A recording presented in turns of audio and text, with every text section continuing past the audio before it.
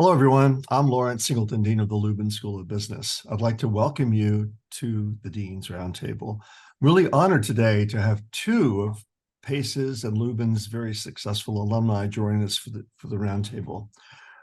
Pooja Chandnani Danay graduated from the Pace University with a double major in marketing and finance. She worked in a major marketing firm right out of college until she decided that wasn't a good fit for her.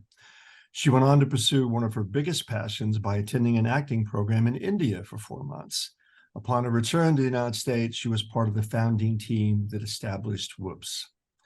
She's had multiple roles in the company, including being director of events, operating some of the company's most successful locations in Manhattan, and customizing special events for thousands of clients.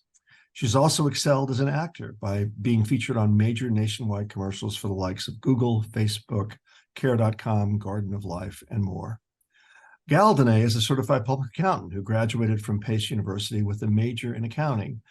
He started his career as a managing partner and franchisee of Aroma Espresso Bar in Manhattan. He managed to grow his franchise to 3 locations with over $7 million in annual sales and managed hundreds of employees. Gal was one of the founding members of Woops and has held many important roles in the company throughout its history, including COO of bakery operations, COO of franchise operations. He currently serves as CFO and co-CEO of the company. Please welcome Pooja and Gal to the Dean's Roundtable. If you'd start by telling us a little bit about your story, what got you to where you are today? I don't know who wants to start. Well, thank you for having us. Just want to say hi to everyone that's out there and for taking out their time. I know it's common hour.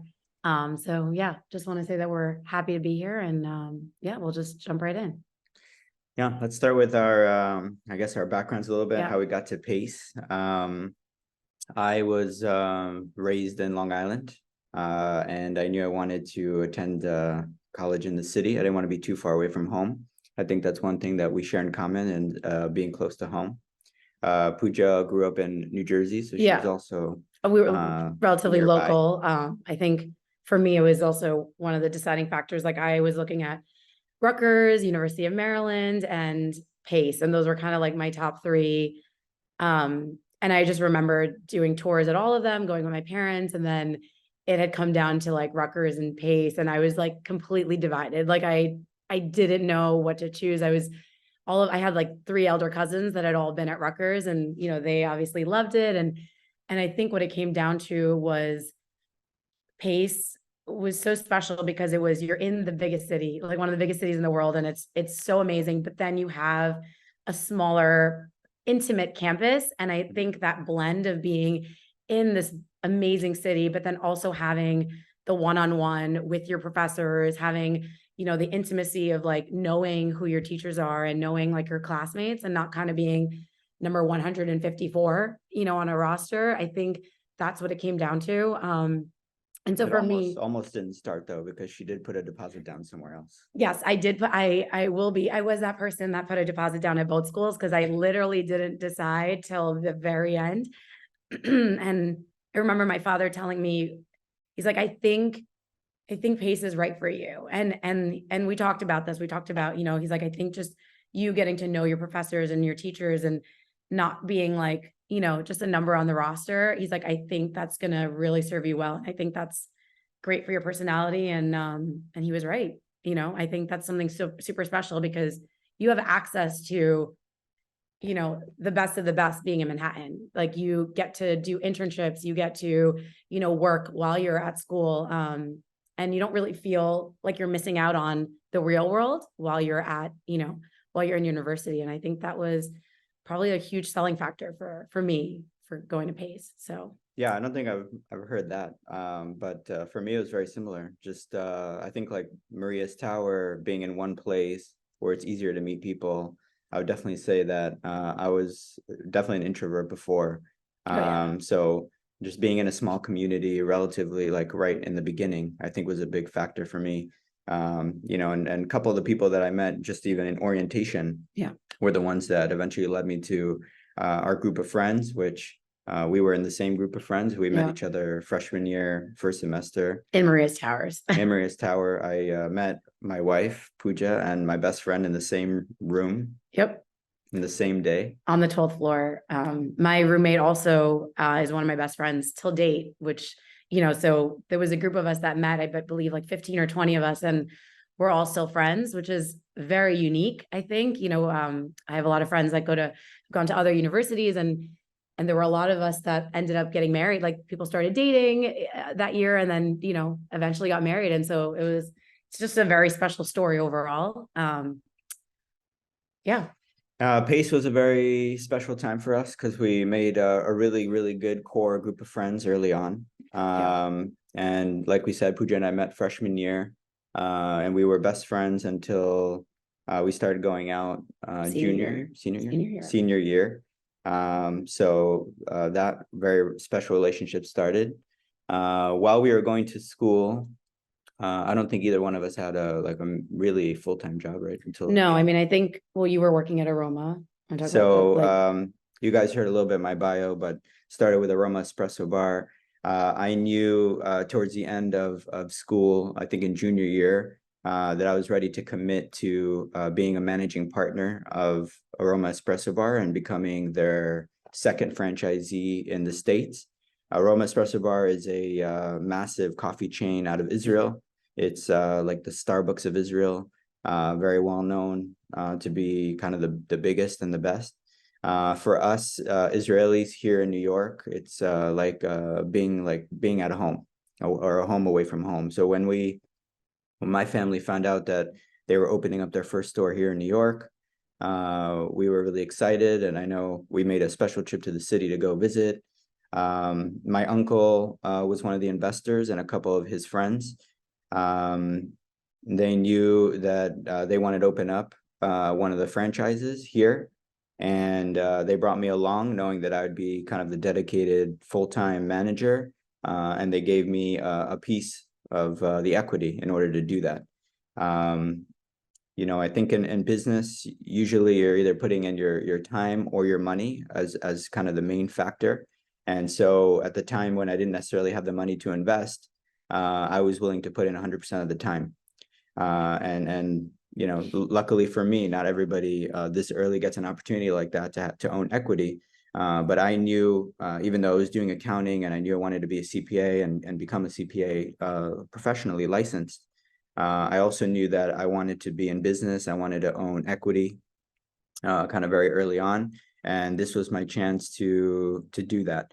And even though a lot of close family members, would have preferred maybe that I went kind of the traditional accounting route, at least early on, and gotten a secure job and maybe one of the big fours or even a smaller company, I decided kind of early in my professional career that I wanted to dive in right away if I had the opportunity to do that.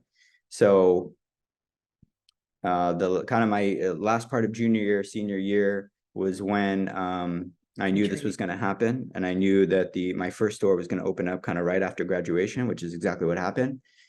In that time, I wanted to start training at the store that they had in the city, and it was very important for me that nobody that I was working with would know that I was going to own and manage the next store. I wanted it to be very natural, and I wanted to learn all of the roles and responsibilities at that store without necessarily getting a better treatment. So I signed up for that, became a busboy, doing all the dishes, kind of at the lowest position possible in that store, and wanted the store manager at the time to be able to promote me as time went along. So, after a couple of months, became a kitchen guy and started cooking all the food.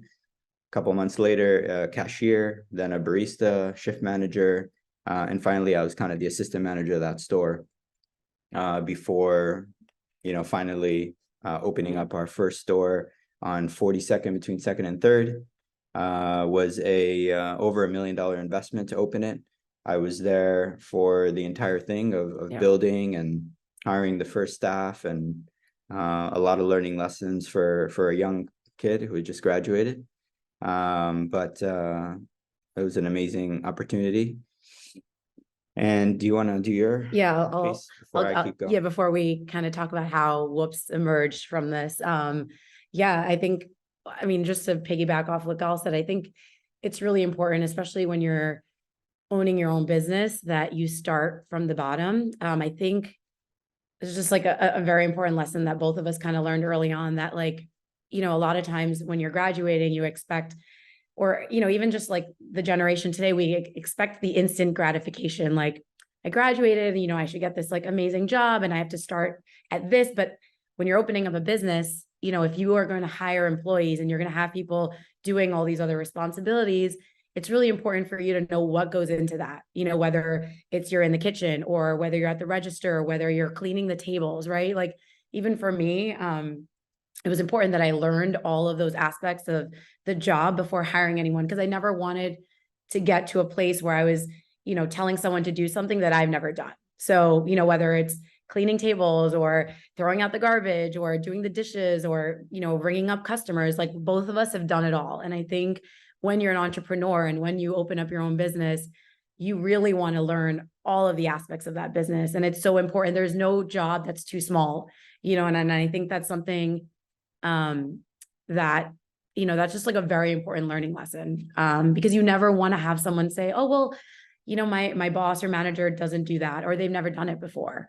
You want to know like what goes into the job, and I think that's just really important. And I remember picking up Gal from Aroma, after class or going there, to see how he was doing. And I just remember admiring all of this, because I was like, okay, well, this is good. He's learning the ins and outs of the business. And I think that's a really important part of making you successful in any business. So for me, I studied marketing. I had a dual degree. I did finance, marketing, and I had a minor in economics.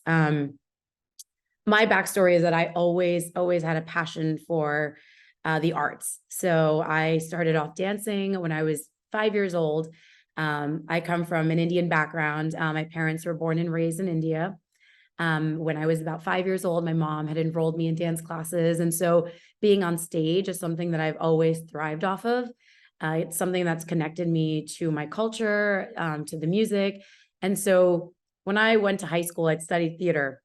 When it was about time to apply for college, a part of me really wanted to go into the arts and study acting. And so, coming from a traditional South Asian family, I think for my parents, it was very risky, for them, we didn't have anyone that was in the arts, and for them, they wanted me to have a secure degree.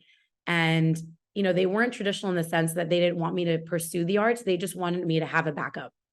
And, at the time, I think I was 18, and I was like, well, I don't really understand this. And I definitely understand it now. I'm so happy that they, told me to have this other major. And they're like, if you want to pursue this, you can do it at the same time or post-graduation. They just really wanted me to have a backup plan. So I, my next best thing, I was like, well, I love marketing. And I think, my parents were both, business owners. And I think, that was something that naturally just felt, comfortable to me. I was like, I think I'd be good at this. And so I decided to pursue a degree in marketing and finance. And both of us were at the Lubin School of Business. I think out of the two, I thought marketing was definitely kind of where I belonged. It was kind of more my calling. And then, while I was pursuing marketing and finance, I also, was part of like the South Asian, it was called Samosa at the time. I don't think it's active at PACE anymore, but it was the South Asian Multi-Oriented Student Association. So I was very involved with that. I was on the dance team at PACE. I was taking, theater classes on the side. And so I was kind of doing this simultaneously. I wasn't part of the theater program. I wasn't, doing that. I think that would have been very intense, but I was keeping that arts in me alive. And then when it came time to graduation, I was like, okay, well, am I going to apply to, marketing jobs? And then there was a part of me that was like, I'm gonna do this full-time acting thing, because, if I don't do it now, I'm just never going to do it. I thought this was like the right time. I was graduating. I didn't need to necessarily jump right in. So that summer that we graduated, I had applied for a conservatory program in Mumbai. I'm sure a lot of you are asking like, why Mumbai? Like you're in New York City, you have the finest acting school and programs here. And I think the reason for that was I grew up watching Bollywood movies. And so for me, it was more about the culture. And, I always inspired to be, in Bollywood. And so for me, I think this was kind of my study abroad. That's kind of how I took it. I was like, this is going to be, my 4 months to study abroad, to gain that experience of being on my own. And I think it was an amazing experience, and I did it. I don't regret it. I think I learned so much from it. And then obviously we were dating long distance. We didn't have iPhones. I had a BlackBerry at the time. So the internet was not that great. FaceTime wasn't a thing. We were using Skype. I remember, First time for both of us. yeah, and I remember at the same time, Gal was actually opening up. He had just opened up his first location of Aroma. And so both of us were insanely busy. India's like 9.5 hours ahead, or 10.5, depending on what time of year it is. And we still talked every day, don't worry. Yeah, we spoke like, it was like my mornings, Pooja his would nights. keep me on the phone for an hour and a half at night. So it was just like, we both were 22 years old. He was opening up his first shop in the city. And I was in Mumbai, doing the acting conservatory. And I think I got to a point with us that we were like, all right, this is hard. This is hard. It's like very long distance, and I missed my family. And, I think for me, it was time to come back.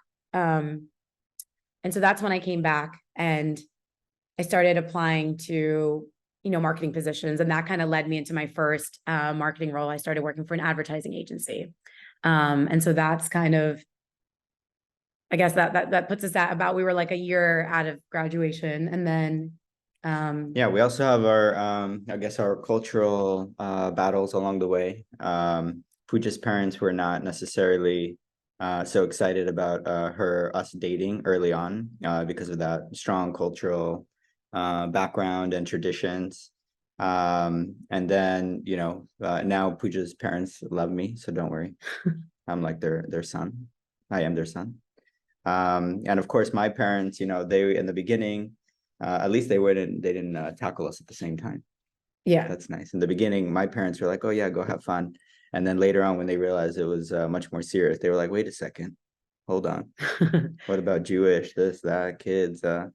So obviously facing that in the beginning as well. yeah. But yes, Pooja came back, thank God. That was so nice of her. And just to continue with Aroma, we ended up opening up a second store, which again was from scratch. That was a $1.5 million investment on Church Street downtown at a time when that area was kind of redeveloping. Yep. Big store, 4,500 square feet. And Aroma is a full kitchen, big walk-in fridges, freezers in the back, getting shipments in internationally. So a lot of good training for kind of what we went through later on. Eventually, we would go on to purchase our third store, which was a store that was started in Garden State Plaza in Westfield in Paramus, New Jersey, which is one of the largest malls on the East Coast. And so, we did have hundreds of employees over that time span.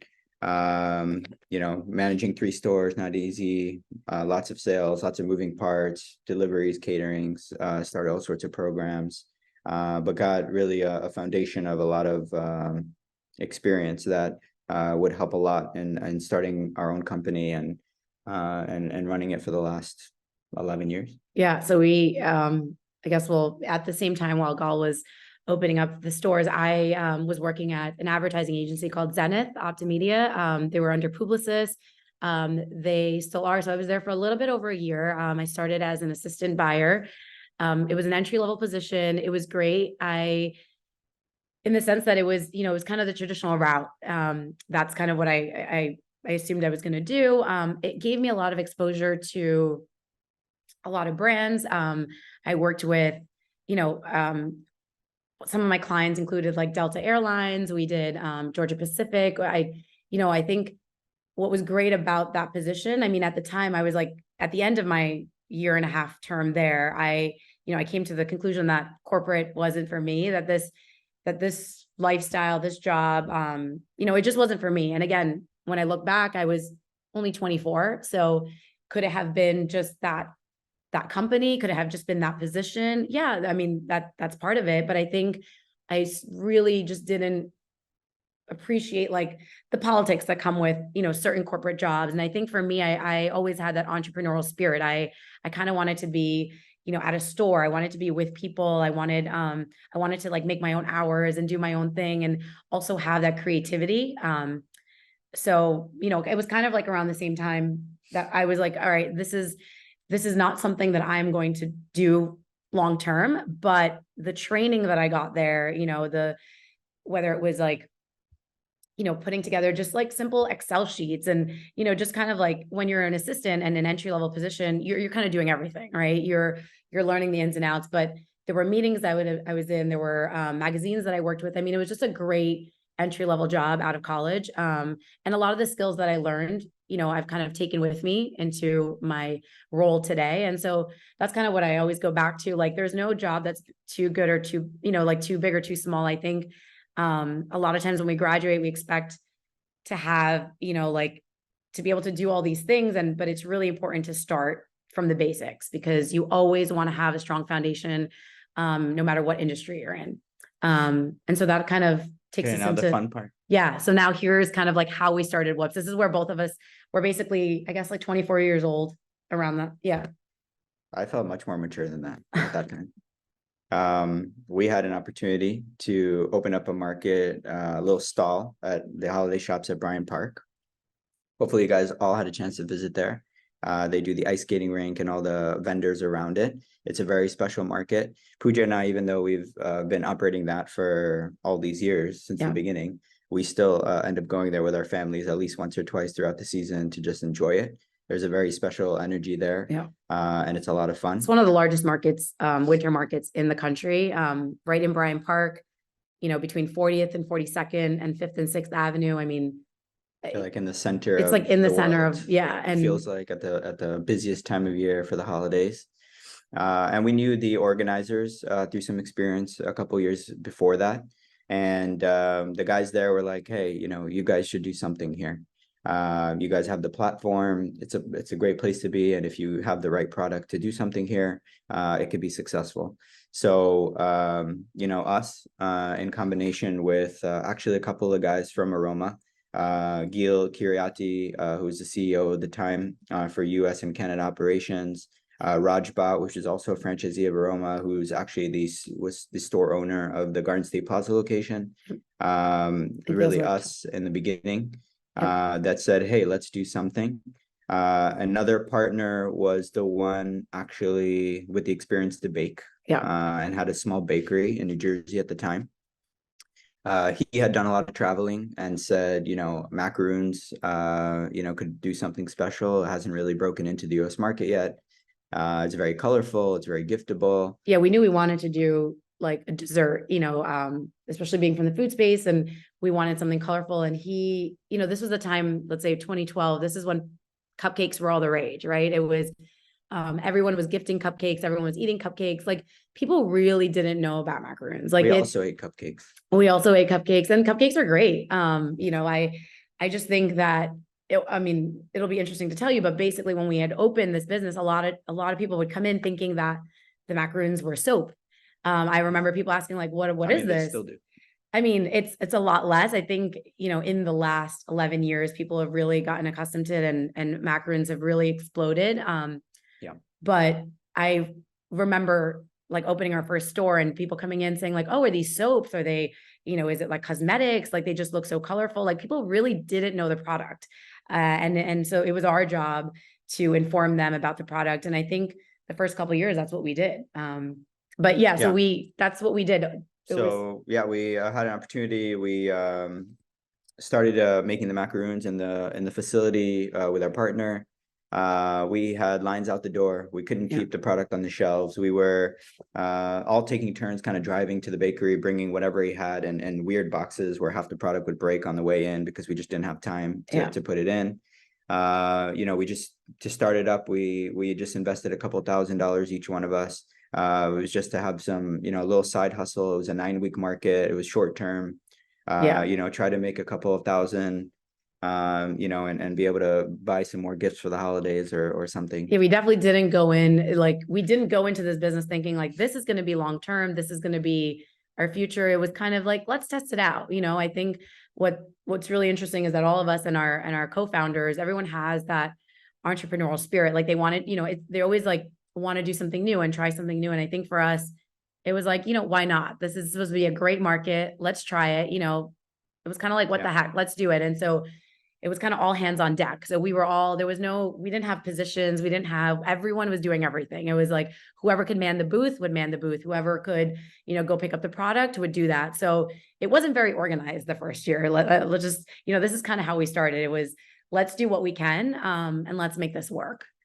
And then we sat around when it was all over, probably like a couple days after, in one room. And, you know, we said we can't stop now. You know, this was a really successful season. Obviously, the product was well received. Yeah. You know, we had at that time where a couple of news anchors had come in and seen us, and leasing agents, and it all kind of started developing and falling into place one after the other. But basically, in that room, we said, "Woops, we have a business," which is the name of the company, Woops. And that started a whirlwind of activity and attention already by March. So the season in Bryant Park ends in January, and already in March we already had our first kiosk in Garden State Plaza. We took the mall's merchandising unit, which is a small 10x5. It's where you'd see like you know, the flippers with the logos of the NFL teams, or just like, you know, like ornaments during the holiday, ornaments, hair straighteners. Like if you go into any mall, a lot of them have, you know, kiosks that are usually rented to you by the mall. And so that's kind of what we did. That was our first location, our first permanent location outside of the holiday shops. And so that's how we use these plastic containers that would open up with the macaroon trays inside. And we just kind of used whatever we had. We were like, hey, let's do it. So we signed our first lease there. Yeah. Very quickly after that, we started doing family partnerships. We got Pooja's dad involved. He continues to be a franchisee till this day. He owns basically all of the New York market. So he does Columbus Circle, Port Authority. In the beginning, we started with Short Hills Mall with him. Yes, my dad and I actually opened up that location together. My dad was actually transitioning from one of his businesses, and he had just sold a store. And so kind of he was looking for something new. And, you know, Short Hills Mall is in Short Hills, New Jersey. And this was right after Garden State Plaza. They had also seen us. One of the most luxurious malls in the country. It's very hard to get into. And they had actually, you know, approached us to do a temporary lease, which then ended up going into, it ended up being over 2 years. So a lot of times the malls will have like units or storefronts that they have open, and they want to get tenants in. So instead of signing a 10-year term or a 5-year lease, which is very expensive and also risky, right? For especially new business owners like us, we didn't want to sign something permanent because we didn't really know how it was going to be. They had a temporary lease, and it was kind of like, okay, well, this is like, it's kind of a sign. You know, I remember us like going to scout the location, and we're like, should we do it? Should we not? Like, it's still a lot of money. It's not like that our business was, we didn't really have like, we didn't really have a business. I mean, we had a business, but it was a 9-week, it wasn't a long-term. We didn't have numbers for like a year where we were like, okay, this is, we can recreate this and do this again. So we had to go there like at least 6 times, and we were sitting in the mall in the middle and just saying like, are we going to really pay X amount, right? $7,000 a month, and there was nobody there, like Monday, Wednesday, Friday, nobody there. We kind of were watching the foot traffic. We were kind of going to the stores and asking people like, you know, how does this location look like? You know, neither one of us had a store or a retail location in a mall. So, you know, and I kind of think it was one of those risks, right? That we just were like, okay, this is good timing. They're approaching us. This is one of the greatest malls in the area. Like, we continue to take those risks, by the way. Yeah. And I think that's just something that you'll learn as an entrepreneur. You take these risks, and sometimes they pan out and sometimes they don't. And that's happened to us too. You know, like it's not always, there were a lot of times where we've had to close down locations and cut your losses. And we'll go into that a little bit later, but that was kind of our second location. And very successful. Really off the bat, you know, people there have an appetite to try new things and spend money. It's a very affluent area. and also kind of puts you on the map, just like Bryant Park does, just like Garden State Plaza does. Yeah. By the next year or holiday season, Bryant Park, we had already been operating like at least probably like 7 or 8 locations through family partnerships. My dad jumped in pretty early and did a couple of kiosks in Long Island. My best friend, or our best friend, had a location in Long Island as well. So we got everybody involved very quickly, which is also a good thing and a bad thing. Both of us know all the issues that happen immediately because they would call us right away, like, why does the macaroon look like this? Why is it like this? Which also gave us the strength because, you know, we had to really shape up very quickly and know all the ins and outs in order to also answer and be able to sit at these family dinners and be peaceful on the end of the week. And The second season was just as successful as the first one, if not more. Yeah.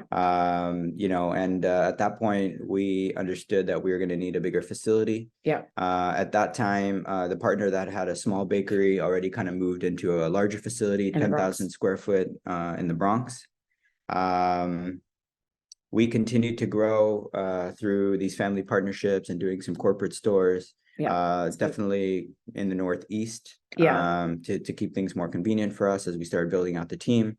I think at this point, most kind of of quit our us jobs. were basically jumped in full time. So we all left our jobs, including me at Aroma, to just kind of break things off cleanly since it was family and all sorts of complications. But this was definitely the path for me and for us. And then so at this point we were, you know, a lot of them were corporate locations. We were kind of running back and forth with them, or there were family partnerships. And we decided like, hey, like there's different routes when you want to expand as a business. We could continue opening locations, but then we would have to kind of manage them or manage other, you know, staff members that would manage, but then we would still be overseeing it. And so franchising came up. That was kind of one of the routes we were like, well, how do we expand in a way that we can be across the country, you know, on the West Coast? We don't have to physically be there, but also, you know, it comes down to a monetary thing too, right? Because when you're opening up your own locations, it's your own, you know, it's your own money that's going in, right? And so kind of each store, whatever income we had from one store would kind of roll into opening the next location and the next location. So that's how we were funding it, right? Because, you know, neither one of us had all this money saved up. You know, we were still really young, like relatively, we were probably like 25 at the time, like, you know, so it was really whatever income we would get from one location that we would save up and roll into the next. And then we decided that, you know, franchising was the route. Yeah, and there's positives and negatives. You know, you start losing control over standards once you do that. Yeah. But you know, franchisees that come in, obviously it's their money that they're investing. And there's a lot of rules in place for you to try to, you know, kind of hold on to some of those standards. But the idea is, you know, to do things quickly. Before, you know, kind of bigger players enter the market. And franchising is a very successful route to growing quickly, you know, if you do things the right way. And it took, you know, at least a couple of years to really, you know, focus on our operations, doing our manuals, you know, perfecting the business model, understanding, you know, what the successes were of the business and how to operate them the right way. And that's really important to do, you know, before you start franchising, because, you know, when you start getting other people involved and, you know, I think one of the goals in franchising was also to kind of share that entrepreneurial spirit with other people that have that passion, but don't necessarily have to start something from scratch. And I think the statistics are really against people trying to open up their own business because it's so challenging. And I think part of the challenges is that, you know, you really have to be well-rounded and you have to be an expert in so many different areas. And part of our success was having our friends group, our team, where everyone had kind of expertise in different things. So whether it was me in operations or Pooja in marketing and events, and, you know, the other guys that we design, and some people more on the legal side, some people more on the private equity side, you know, HR, e-com, you know, there's just so many. There's so many like parts of owning your own business, and you don't really realize until you jump in and you're like, well, wow, this is a lot, because, you know, it's hard to be, you're not going to know everything. And that's kind of when you have to decide, hey, like, that's kind of like also when we also decided we all need roles and responsibilities. Like the first like 2 years, I feel like everyone was kind of just jumping in, doing what they want. And then we realized like, okay, we all need our own titles and we need to kind of divide responsibilities and be like, you're good at this. You know, you should be handling finance. You're good at this. Like you're going to be handling design. You know, you're good at this. You're going to do events. And then that's how we kind of slowly started building out our own team. You know, I think when you first start a business, you do what you can. Everyone does what they can. You kind of just chip in. But then when you start expanding, you need to kind of divide and conquer and kind of go with your strengths and go what you're good at, because you're not going to be good at everything. And then when what you're not good at, you either need to outsource or delegate to somebody else. And I don't want to make it seem like it's all, you know, beautiful and rosy, because, you know, when you're doing things, especially in a group of friends and especially with family and especially as a couple, Yeah. There's a lot of challenges that come in. And, you know, when you start having these meetings that run for 4 hours where you're yelling at one another and arguing over small things, is when you realize that, you know, it's better that everyone has roles and responsibilities, and you have, you know, kind of these board meetings or partner meetings where you bring up certain issues and strategy calls where everyone kind of agrees on the big picture, and then you kind of trust the other people in their roles to go ahead and fulfill that job. And so we've had a lot of that. And I think, you know, it's very difficult. Partnerships are very difficult. You know, there's a lot of different opinions, a lot of different ways to go about doing business. And, you know, I think, you know, the fact that we were so close, the fact that we communicate really well, the fact that nobody runs away when we scream at each other on the phone, or at least that's me usually, and Gil for the most part, and everybody else just listens and nods their head. But I think that gives us an opportunity also to like just get out our feelings and be able to process it later and then come back and make the right decisions, or the things that we think are the right decisions, which sometimes they aren't, sometimes they're not. Yeah. And I think it's just important to know that like, when you go into a partnership, it is like a marriage, because you are, you know, you're putting everything out there. You have to put everything on the table. It's really important to communicate, and everyone has different communication styles. You know, some of us are talkers like me, you know, some of us want to get our feelings out. Other people, you know, need some time and space. And so I think what's really important is just kind of like laying the groundwork and the rules, just like we said, like everyone, you know, having these meetings, having this time to communicate with each other, and also giving each other space when, you know, that's what you need to be able to read a room. So yeah. Speed us up a little bit so we have time for questions. Yeah. Because Pooja and I can talk for like the next 3 hours, and we'll just keep going back and forth like this. So at that time, before starting franchising, we also knew we wanted to have control over our production. Yeah. So the partner that had that bakery, we basically told him like, you know, Woops is at a point where we need to have our own bakery. Yeah. And, you know, he was really into kind of the beginning stages, producing, doing a little bit more importing, buying and selling. That's when he kind of decided that he did not want to continue down that path. So we actually purchased him his equity and also his bakery, so that we can control the whole process.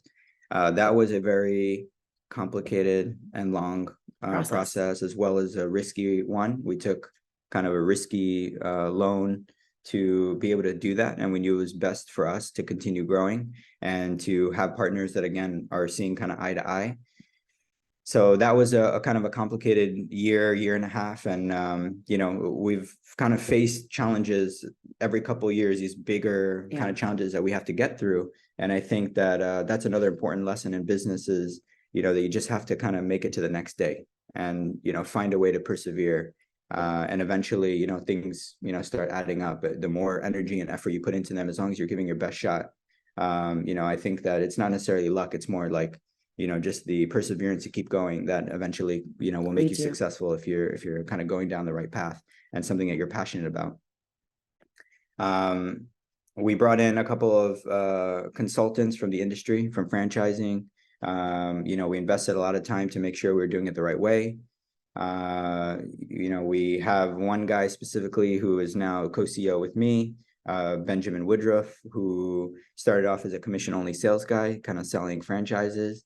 He did a great job coming in and, you know, getting us into this room with people that were really interested in becoming entrepreneurs and wanting to franchise. We quickly grew over the next 3-4 years to 52 locations. So it was prior to COVID. That was right before COVID. Yeah. We had a mixture of cafes, full cafes, and kiosks in malls. Eventually we built our own kiosk called a TOU, a tenant-owned unit. Yep. Realizing that we wanted to look different than just your regular kind of mall cart, and we wanted to have that exposure, but we also wanted to be paying the cart rents, because Right. cart rents were the cheapest. There's kind of 3 different categories of In rents malls. in malls. Yeah. And the cheapest ones is the cart, and then the kiosk is more expensive, and inline stores are kind of the most expensive by significant margin. So now, you know, and over those years, we found a way to kind of have the cheapest rents in the malls. Right. But still have the exposure to be kind of right in the middle of the malls as you're walking by, with this beautiful And with our own design. custom design kiosk that we had built, that not only was beautiful to look at, but it also was fed more our functional. needs in Yeah. terms of having a self-contained sink. A So fridge. we didn't need a connection down to the floor, which made things very cheap for us to start. Having a fridge underneath the macaroons where cold air would blow onto the macaroons, so that that would extend the life of the macaroon and keep it fresh over time. Yep. And we also ended up creating a new category in health departments, Yep. Local jurisdictions, where we were really the first carts to have food on the cart. Yep. And that was a very difficult path, navigating health Health departments department that said, versus- well, are you a kiosk, a full kiosk like a Starbucks? No, we're not. Right. But you're not a cart because you're not selling these retail goods. But we are a cart, and we have all of these checkpoints that you guys need for us to be safe and sanitary. And so before we started franchising, that was also a key component, is Yeah. trying to figure these things out. And then COVID hit. COVID was very difficult for us, because we were mostly in malls. And you guys know, and obviously also we were, our big basis of our business was in the Northeast, which got hit very hard, and all the restrictions. We ended up making a bold decision to allow our franchisees out of their contracts, which, if anybody knows franchising, those contracts are very, very strong. They're Binding. ironclad, and Yeah. you know, usually when you're in them for the whole time, which is, you know, usually 10 years. We did not feel comfortable doing that, not knowing where the direction of malls was going and what was going to happen next. If you were in business and you wanted to kind of fight it out and see what would happen, we wanted you in. And if you know, felt like it was too risky for you and your family to continue down that path, you know, we didn't want to hold you Accountable, into that. And you know, at that time, people were dealing with a lot of things, whether health related and family, and learning how to live this new reality that we all, you know, kind of needed to learn. And so, you know, we felt comfortable with that decision at the time, which was a very kind of bold decision, something very rare in franchising. I haven't necessarily heard anybody else in the franchise space doing that with their franchisees, but we decided to do that, and therefore we lost about half the locations. And we also shut down our corporate stores in Manhattan, because I think the locations that did survive were the ones where the landlords either helped us, or, you know, kind of, whether it was, you know, through the loans that were available at the time. So yeah, we went from 52 and went down to 26, kind of almost overnight. Our revenue went down overnight. We had basically $0 coming in. You know, and we had to get very scrappy. The group of owners that we have, you know, basically went out there and started selling B2B to businesses.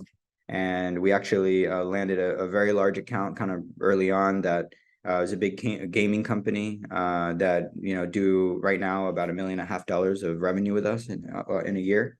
So that was a big one. But also other B2B clients that we were able to just kind of reach out to and do. And you guys know this, but during COVID, there was a nice sector of businesses that were doing very well.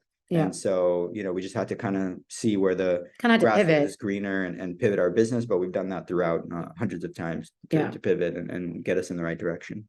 But we kind of also got lean during, right? Because we had less resources, you know, there was less money coming in. We're like, okay, well, where can we cut and what do we need to focus on? So prior to COVID, we actually had like a full line of goods, of baked goods. It wasn't, the macarons were like the focus, but we also had like cookies and crembellos and alfajores and all these other kind of baked goods that we had added over the years. And that's kind of, you know, that just means more inventory, right? Like you have more products, more inventory, more money that needs to be invested. And that's kind of that's the place where we decided like, okay, well, what are we really good at? What is the core product of our company? It's the macaroons. What are we known for? The macaroons. Like, let's focus our money and energy and time on that.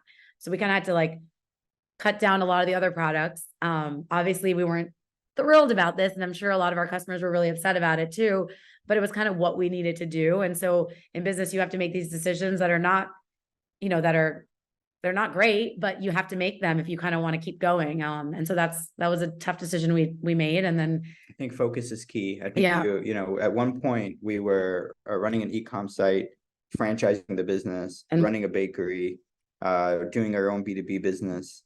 And we had so many different hats on, and running corporate stores. right. And there's a fire every day, and your attention is split up in 10 different ways. So I think one of the things of doing that and kind of understanding, like, okay, let's focus on franchising if that's the way we want to go, and kind of quieting down all the other areas. And at that time, we decided to shift our production also to Belgium.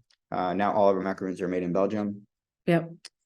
And shut down our corporate stores, or at least most of them, and really just focus on franchising. The last year or two is when we really started to do that again. And now we have 31 locations. And we're kind of on the rise. We have two new locations just opened up this month, Salt Lake City and Sacramento. Yeah. I'm sure I skipped things along the way, but I also want to leave time for questions. Did I miss something important?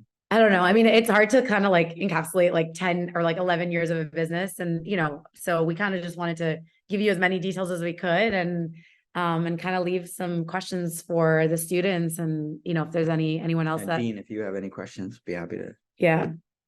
This is fabulous. A great story, absolutely fabulous story. And I know there's a lot of interest in entrepreneurship by a lot of Lubin students, and you guys are living it. You've been living it now for quite a while.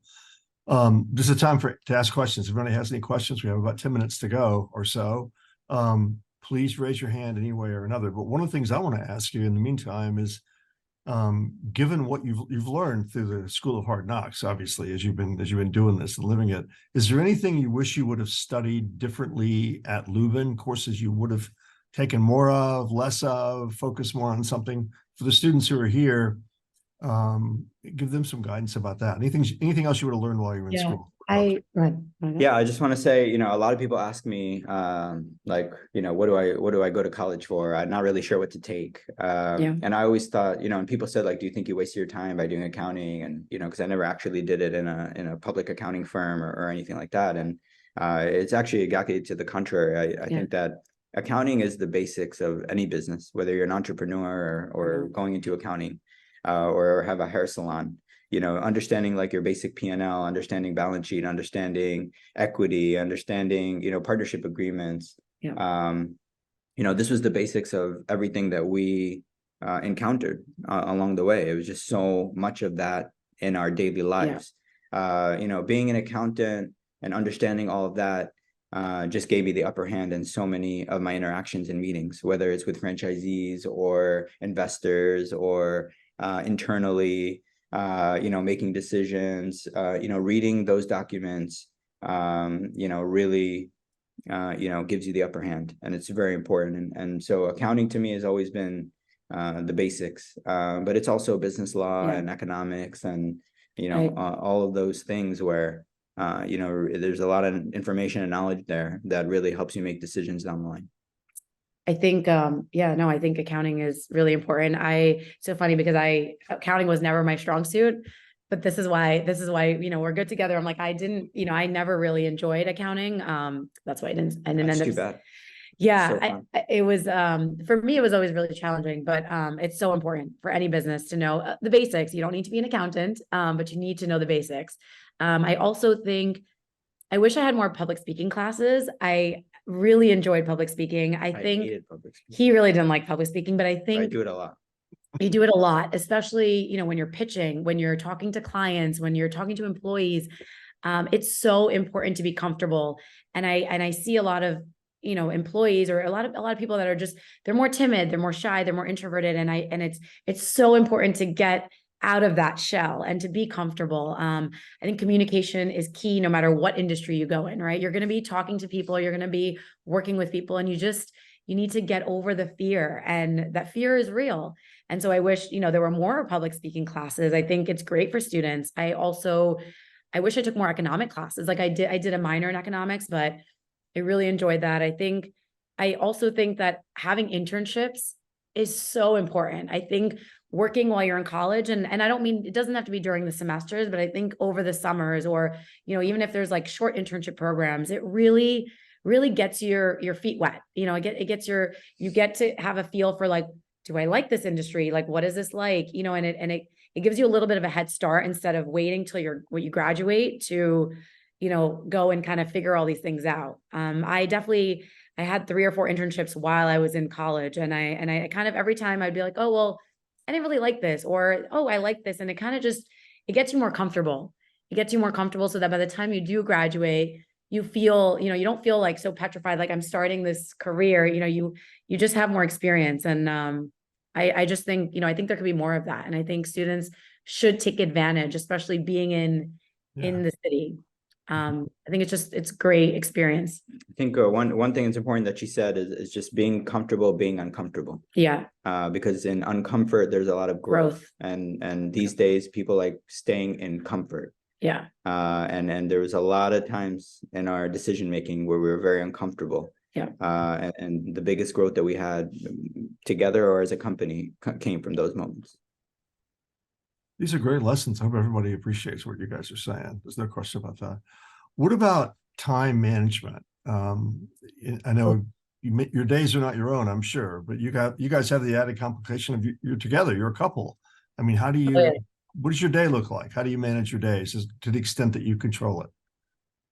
And also we had our first child this year. Yeah, last summer. So he's 15 months now. So basically we're still learning. We have no idea. Yeah. I think that's something that changes also depending on where you are in your life. I mean, I guess if you asked this question 2 years ago, it would have been very different. And now that we have a child, he's young. We both look at each other like, when are we supposed to work? Yeah. Sometimes I'm like, I don't understand how, you know, parents do this, because it's challenging when you have a newborn. And, you know, and now we just fight for call times. Like, no, I have a call. No, I have a call. We had to take time off, you know, and I think, so yeah, a couple of years ago, I mean, I think it was like when we were going into offices or going into meetings more, you know, that was, you know, our schedules were kind of more defined, and then COVID hit, and then we were all working from home. We basically can work from home, you know, as we take these meetings and calls. You know, there was a chunk of time also where I was doing a lot of traveling. I probably personally opened up, you know, 98% of our locations, even as we grew to 52. So there was like traveling involved a little bit. I think it's important to kind of, again, I don't think there's such a thing, like there's no such thing as like being balanced every day. It doesn't exist. And that's something that I've always strived. I always say, I'm like, but I want to have a balanced, you know, day. And I think it's more like looking at the year as seasons, and also like, there's certain times where things are going to be really intense. Just like for us, the holiday season, that we know that like Q4, like it's game time, right? This is when things are really, really intense. And then like January for us is slower. So that's when we catch our breath. You know, you kind of like learn like, when are the busy times? When are the slow times? When are the days? And, you know, you can, you know, even for us, you know, now the way that I break up my schedule is like, I'll have days that I'm working from home, and then days that I go in to the city and I go visit, you know, the locations. So even dividing it up, so you don't need to do everything every day. You can't, it just doesn't happen.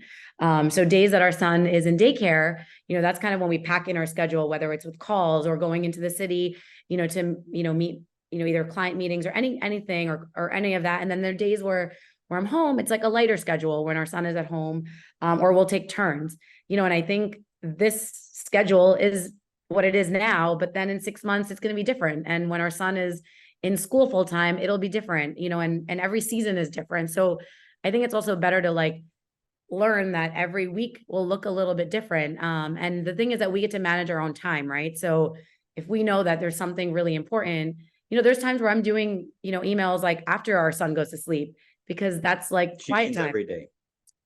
Yeah, not on the weekends, but like, you know, you have to pick and choose your battles, you know, so you have to pick and choose, like, I want to spend quality time with our son. So when I'm with him, I want to be with him. And I think that's something I've been learning how to be a little bit more present lately. So, you know, we kind of make our own schedules, and we kind of do what works. And that's been, it's a learning curve. Yeah. You know, I don't think And it's I'll say a something, couple things. One is you need to know how to say no to certain things and Yeah. be in control of your schedule. yeah. Number two is that she's my wife, so whatever she says, that's what happens. Keep your wife happy. Smart man. Yeah. So that's the second important thing. Yeah, but I think it's something that will constantly change and evolve. For sure. And you just get better at it over time. We've got time for a couple of quick questions. Yeah. Sophia, I guess. Pooja, you mentioned you kind of have a background in the arts, and it sounds like that was a little bit of an outlet for you as a student. Why is it important for business students to have sort of an artsy outlet, and how did that help you throughout your business ventures? Oh, that is a great question. So I think that's an excellent question. I think for me, I've always been passionate about so many things. And so it's always hard to kind of like focus in, but I think, you know, whether it's dance or acting or, you know, funny story. Well, it's not really funny, but it's side note that I still am pursuing acting. Not really sure how, like, you know, you might be like, well, how is she doing it all? And not really sure how I'm doing it. We're, you know, figuring it out. I think it's really important to ground yourself. And for me, dancing has always been that like release, whether it was anxiety or dealing with stress or dealing with, you know, anything. And then it's kind of been the constant in my life. Like, I know that when I go to a dance class, and I still do, I still pursue dancing, you know, more for fun because I love it. It's kind of where I'm like, it almost feels like that's where I'm like the most present.